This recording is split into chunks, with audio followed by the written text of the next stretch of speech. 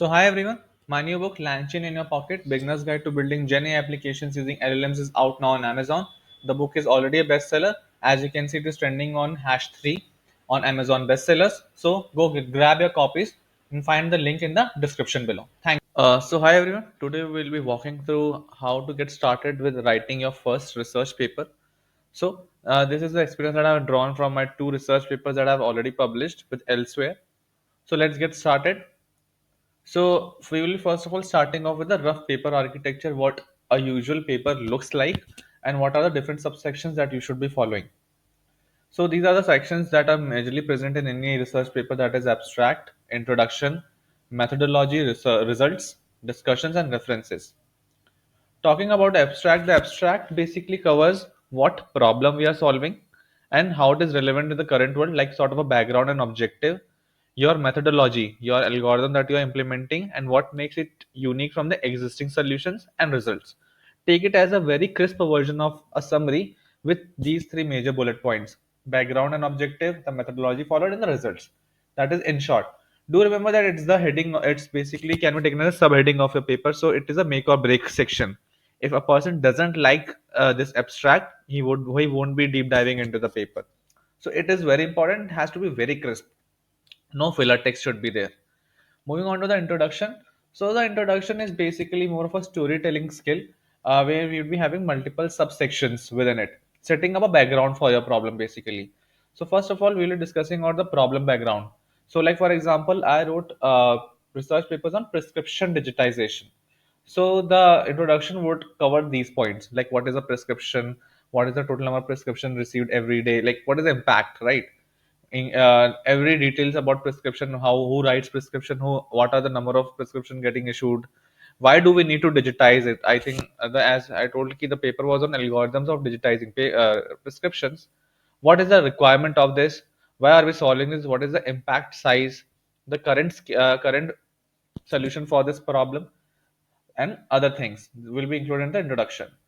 Literature review, I think this is something that relates to whatever has been done in this particular field till now before your paper is coming. So you need to read a number of papers that deals with the same problems and related problems, and then you need to quote ki what solution they have given and how your solution is different, right?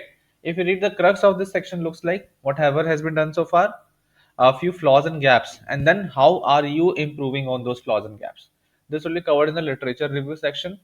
Methodology, I think it's the core of the paper, key what solution you're providing and how you're approaching the solution. So this should include everything about the solution, be it the API or external libraries you're using, what assumption you are going with, what percentage of the problem get resolved, etc.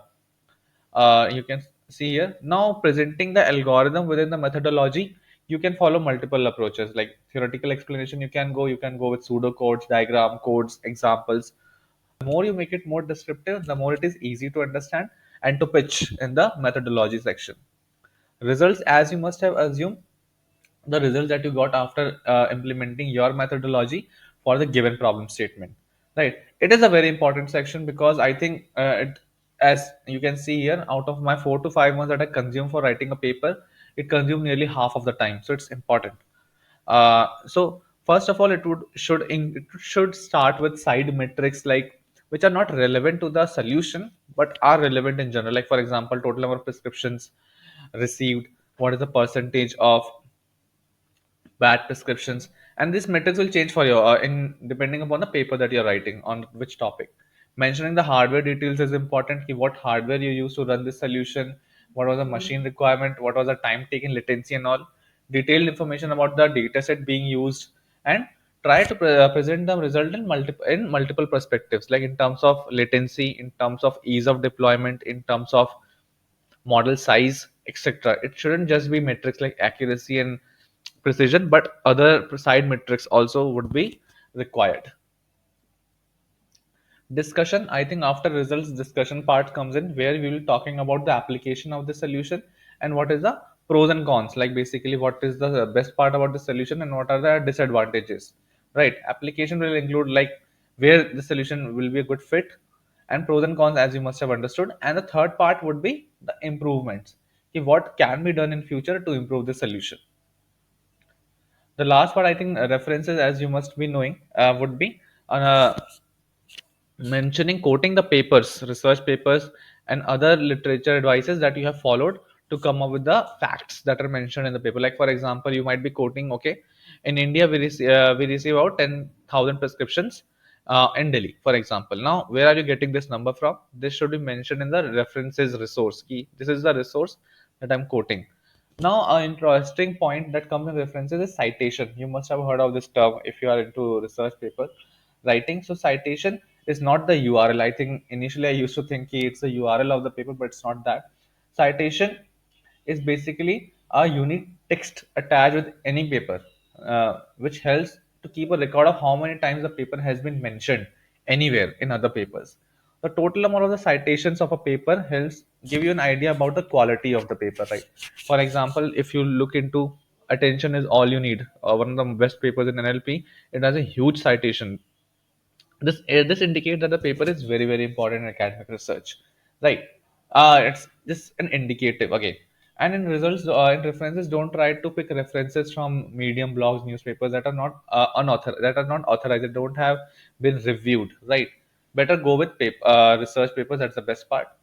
Now, once we are done with this entire structure, abstract, introduction, methodology, results, discussion, references, now your first draft is complete. What to do next? We need to now reach out to either conferences or journals to publish this paper. So, first of all, let's understand what is the difference between the two. So, basically, they are types of venues. It's like, for example, they are like publications in Medium as we have. These are channels through which you can publish a paper so that it can reach to the right audience, right? A conference is more like a bigger version of a roundtable conference where researchers discusses their idea with fellow researchers. On the other, journal is like an academic magazine on a certain domain. Now, this domain are very very specific. Like for example, biomedicine or algorithmic based research, etc., healthcare, which get published at some frequency, right? Now there would be a dilemma that whether you should be going for a conference or going for a journal for publishing a paper. So you can go through these points: when to choose a conference over journal, when you wish to quickly present your results. They are faster in nature. I think publishing in a conference is way faster as compared to a journal.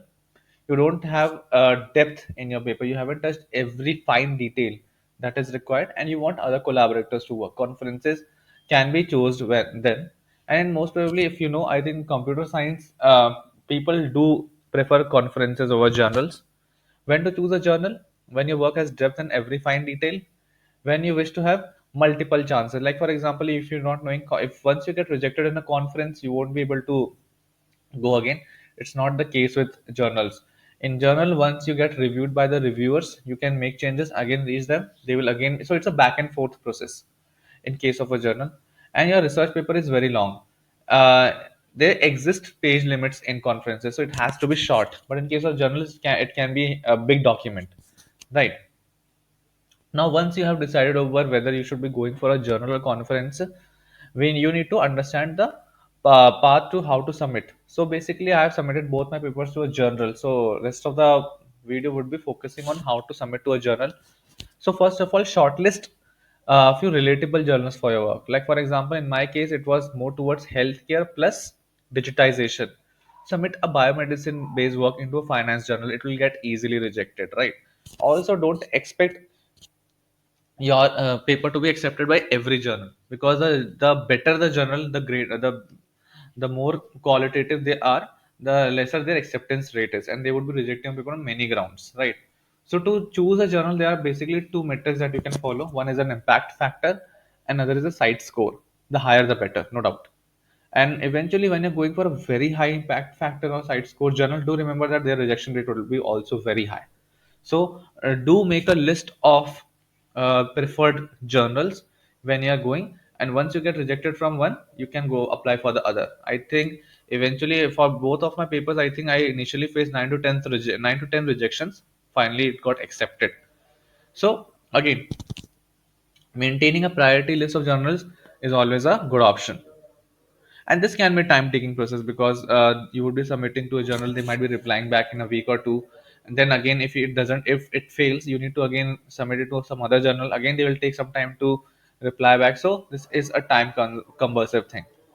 Once you are able to pick up a journal, then you need to read through the guide for authors. So basically, in a journal, you will conferences, both journal conferences, they give you guide for authors. Do remember that where they are mentioning what structure you should be following for their submission. So you need to tamper a bit with the formatting that you're following for submitting it to any journal or conference. And they would be asking for some extra document also. Like for in my case, they asked for cover letter to editor, a formal letter convincing the editor why the paper is a perfect fit for them, conflict of interest. It was found that the no author has any sort of a conflict before submission of the manuscript, and highlights. Highlights can be taken as a super summarized version of the paper, like even a more summarized version of abstract in bullets, and even some like, it is more crisper as compared to abstract highlights. Now, once you're done with all the documents, go to the journal official paper page, submit the documents required as they have mentioned, and then wait for their reply. Usually, they would be replying in some time. If you fail in one of the journals, go back to some other journal, submit it, and the process will continue. This is a time cumbersome thing, and be ready for it. So this is how you can write a research paper and then submit to a journal, and then get a journal, then get your paper published. Thank you.